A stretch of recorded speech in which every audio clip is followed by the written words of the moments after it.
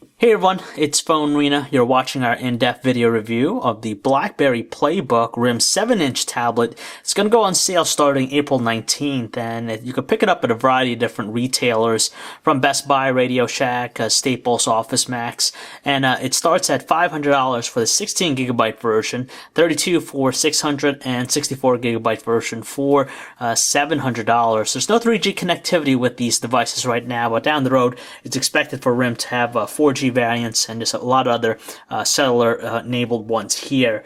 So you only strictly use it with Wi-Fi. 7-inch tablet. It sports a totally new experience with the QNX based platform. A totally different experience compared to what we see out of RIM's usual smartphone OS with their BlackBerry devices. So we'll check it out and see how it contends in this already competitive market. Naturally, there isn't much variety in terms of designs with tablets, but with the BlackBerry PlayBook, it's a nice looking one here. Definitely feels more solid than other 7-inch tablets on the market. The choice of materials feel really nice. You have this high premium feel with it, solidly built all around, much more tougher than the Galaxy Tab here. You have the bezel outlining the display here, and it comes to play with the platform, with the gestures and all that. And you have a soft touch coating all around the back, which gives it a really clean look all the time, and definitely makes holding it a lot more easier here. It just clings onto your hands very easily. It's quite manageable to hold just because it's a 7-inch tablet. You could hold it with one hand, no problem. It measures up at 0.39 inches thick and has approximately a weight of 400 grams, so a little bit more weight to it, but it's still nice nonetheless. And we're happy with the overall styling of the tablet. It's definitely a looker. Up front and taking center stage with the PlayBook's none other than its 7-inch display, and has a resolution of 1024 by 600 pixels. When you combine that with the size, it provides some really high pixel density here, so you have a lot of details, sharp looking visuals, and we're happy that it's definitely a high quality display on the PlayBook here. As far as color production, it produces some very juicy looking colors. You definitely get a sense that it's vibrant here, especially on the highest brightness setting. And on top of that, you could tell that it has some really nice viewing angles, so you keep focused on what's on screen. And overall, we're very happy with the display. It definitely shines above most things on here. On both sides of the tablet, you have the left and right speakers, while on the top here, you have a 3-megapixel front-facing camera, and you have also the light sensor on top. Meanwhile, on the bottom edge of the tablet, we got a bunch of different connectivity ports. You have the micro HDMI out to output videos, 1080p videos to your high definition television, micro USB port, charging, and also data connection port. You could charge it with the included wall charger or through your computer. And as an alternative way, if you have a dock, you could also use the prongs here, which allows you to charge it as well. On the top side of the PlayBook, you have the 3.5mm headset jack. Right over here, and down here are your microphones, and dead square in the middle are your media function buttons, dedicated ones. You have the volume up, volume down, pause and play. You can tell they're kind of flush and also flat, but they provide a reasonable amount of feedback when you're pressing down. Unfortunately, we can't say the same about the dedicated power button. It's very small and tiny, difficult to make out, almost indistinguishable, and you really need to use your finger or fingernail to press it down. And finally, in the rear, it's pretty clean. As you can tell, you have the BlackBerry logo right there. You have a 5-megapixel camera. Unfortunately, it's not an autofocus, but you have the ability to shoot up to 1080p video in 30 frames per second. No access to the battery or innards, so you're pretty much locked out from getting access inside. Although it might look quaint in size versus some of the other tablets out there in the market, there's a very surprising thing packed under the hood with the PlayBook. It's actually sporting a 1 GHz dual-core Texas Instrument OMAP 4430 processor. Combining that with a 1 GB of RAM, it makes for a phenomenal experience as far as just navigating across the platform. It just exudes a really nice responsive feel, and it's translated well in various aspects, and we definitely like the overall feel of the platform here. You can tell the multitasking elements are in play here. You can easily jump in from one application to another. Especially gaming, you kind of get the sense of its graphical prowess and how the processor is able to handle such a new platform here. RIM takes a radically different approach with the platform experience on the PlayBook here. It's a QNX-based operating system, and gone is the menu-driven interface that you find with stuff like BlackBerry OS 6. And it's a little bit more straightforward approach and has some ties to HP's Palm's WebOS platform with their card system, and if you minimize the application, it's almost kind of similar to that. It's big on when it comes to gestures, and we'll show you that real quick here. For example, if you have the web browser open, you want to switch or view all the available applications, you can do a swipe gesture from the bottom bezel up, and it brings all the available applications on here. If you want to close out something, you just simply do swipe gesture up, and that's pretty much it. Other gestures that you could use here when you're in the web browser, if you do a swipe gesture from the top bezel down, it gives you a different menu where you could do a bunch of different stuff. It depends on the application you're running. Like here at the web browser, you could open up a new window and also different options here. But if you go, for example, to the weather application, you do the gesture again, it gives you some different options here. And to quickly move around between all the open applications, you could do a swipe gesture on the left or right sides of the bezel here, and it quickly just allows you to get in and out from different applications.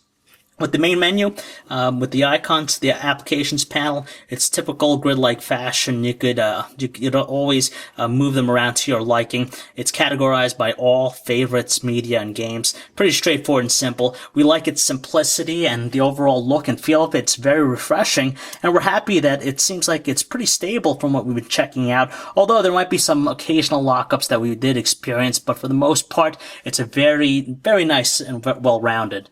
Now, if you happen to be familiar with Android's limitless personalization aspects, you might be taken back by what you find on the BlackBerry PlayBook, just because right now, out of the gates, it's kind of limited in its offerings here.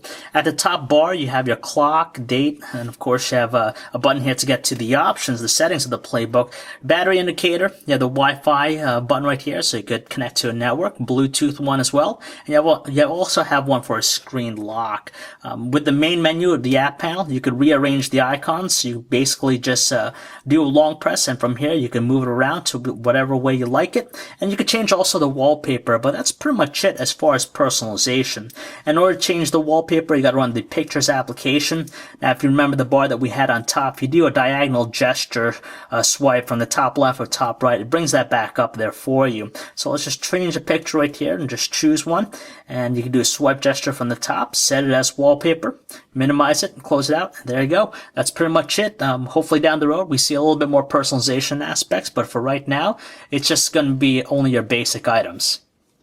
Being dubbed as a professional-grade tablet, one of the major concerns that we have about the PlayBook is the fact that it's missing a contacts, calendar, and even an email client. And in order to do that, you're going to need to tether the PlayBook with the smartphone, a BlackBerry smartphone with the BlackBerry Bridge application. Basically, you do it with Bluetooth, and from there you can manage your contacts and even send applications. But there's no native programs on the PlayBook itself. You could notice that there are some icons here for Hotmail, Yahoo, but if you click on that, it just simply opens up the browser and gets you to the website. Kind of reduces its functionality, and of course for most tablet users, they'd rather rely on a dedicated application than using the web-based client here. So hopefully down the road it's going to be available, but right now from the get-go, you're kind of reduced in functionality. So here's the PlayBook's landscape style on-screen keyboard. You can tell the buttons are a little bit in a smaller size, but then again, it is a 7-inch tablet. You really can't put your fingers over all the buttons right here like you would a normal keyboard. It's basically a simple one single press experience here. It'd be nice to see some numbers implemented to the top row here, but unfortunately you have to press a secondary function to access them here. Overall, the speed is really nice. You could tell it's very responsive and manages to keep up with our fingers.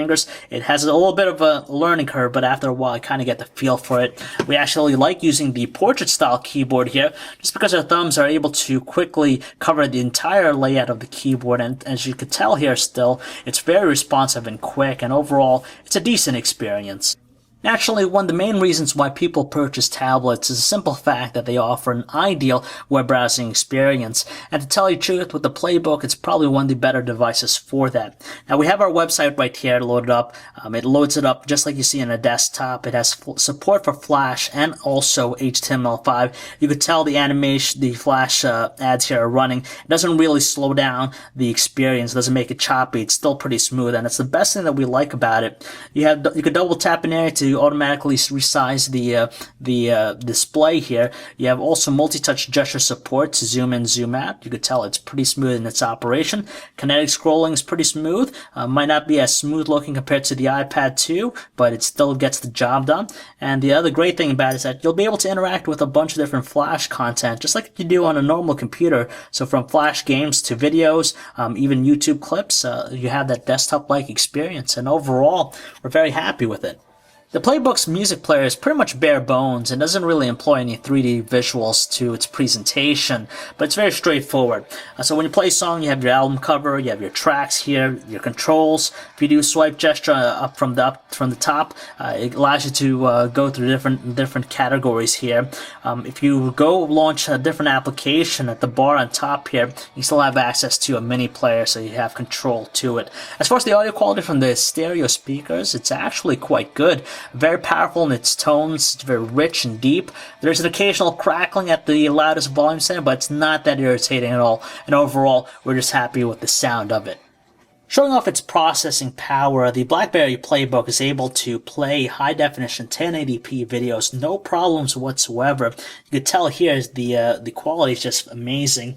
The brilliant-looking display just makes everything pop. Plenty of details and moves at a nice frame rate, no slowdown or any lag like that. We were able to also load up other videos coded in MPEG-4 and even DivX and played quite smoothly. If you have high-definition television, you can connect the PlayBook with HDMI cable to it, and you can still be able to experience all the high-definition video stored on the device itself on your television set. Even though the PlayBook lacks a flash or even autofocus with its 5-megapixel camera, its quality for photos is more than passable. Our only concern is that there is a little bit of delay when you snap an image. It just takes approximately 2 seconds to actually save, so you got to really hold it still or else you'll see some blurriness to your shots. Overall, the quality is pretty average. Colors are pretty neutral in tone. There's a decent amount of detail, but in low lighting conditions, there's a tendency to be a little bit of graininess and some digital noise associated with it, but for most people, you should fare well in terms of taking photos with the PlayBook. Without a doubt, one of the other enticing things about the BlackBerry PlayBook is the ability for it to shoot in full 1080p. You have also options for 720p and even 480p. All three shoot at the consistent frame rate of 30 frames per second, so it's quite smooth in its playback. Plenty of details, although for close-ups, it has a tendency to look a little bit blurry just because it lacks autofocus. Audio recording is pretty top-notch as well. There's no need distortion or any background noise, and produce some natural-sounding tones. When you use the front-facing camera to do videos, even 1080p, we're just astounded by the amount of detail it has to deliver, and overall, we're very satisfied with its quality. Sadly, though, the BlackBerry PlayBook lacks a video chat client from the start here, so with the front-facing camera, you're going to be limited to just using it to take self-portraits, and that's about it for now. Down the road, though, it's expected to have some sort of application, so you have the full functionality of video chat.